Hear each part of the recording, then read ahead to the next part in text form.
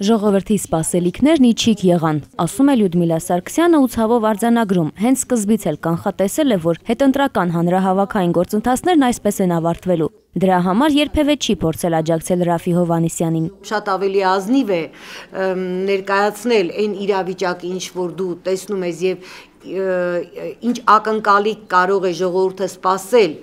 հետընտրական զարգացումներից, քան լռել եւ փորձել հաջողանալ Ռաֆի Հովհաննիսյանին։ Ընտրություններից հետո կար ժողովրդի դժգոհություն, բայց դա դեռ շարժում չէր, քանի որ հանրահավաքներն առաջնորդողը Ռաֆի Հովհաննիսյանը, որ պատասխանատու էր ժողովրդի առջև, նախապես մշակված ծրագրեր չուներ, ասում է բանախոսը։ Շատ ավելի ազնիվ կլիներ սահմանադրական դատարանի վճռից հետո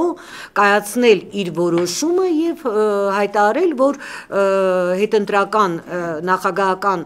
հետընտրական շարժման էջը փակված է։ Ես կարծում եմ դա ավելի ճիշտ է, քան հերթական անգամ ժողովրդին հիասթափեցնելը։ Առաջիկայում երևանցիները եւս մեկ ընտրության առջև կկանգնեն։ Մայիսին ընտրելու են նոր ավագանի։ Երևանցին ավելի տեղեկացված եւ քաղաքականացված է, այնպես որ Լյուդմիլա Սարգսյանը ընդդիմության հաղթանակի շանսեր տեսնում է։ Դրան կնպաստի նաեւ համամասնական ընտրակարգը։ Չկան մեծամասնական թեկնածուներ, որոնք սովորաբար